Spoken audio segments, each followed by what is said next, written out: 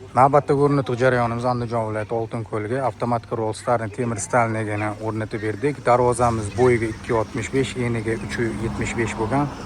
Darvozamiz orqasidan betonga, regelga o'rnatib berganmiz. Sababi 2.65 bo'lganligi uchun pastdan o'rnatilganda mashina kirish umuman iloji yo'qligi uchun orqasidan betonga qotirib berganmiz. Hozir mana ichkaridan ko'rsatamiz.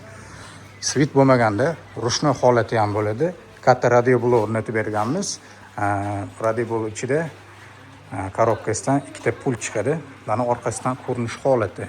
Darvozamiz bo'yi 2.65, eniga 3.75 holatda o'ziga xos uslubda garajimizga juda chiroyli holatda o'rnadi.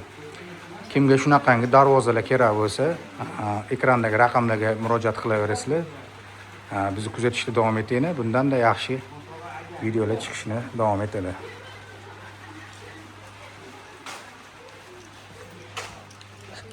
Hozir darvozani shuni ko'ramiz.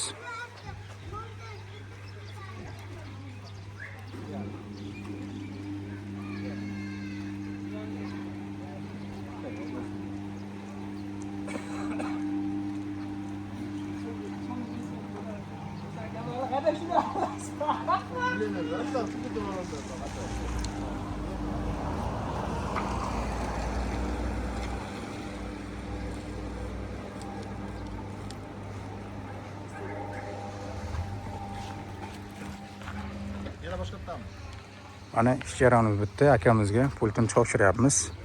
Oka, ish haqida ikki og'iz ma'lumot berib o'tasiz. Bosishingiz shart emas, gapirsangiz bo'ldi.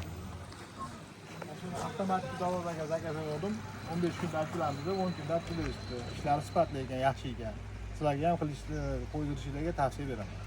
Aka, salomat bo'ling. Yaxshilik ko'rishaylik.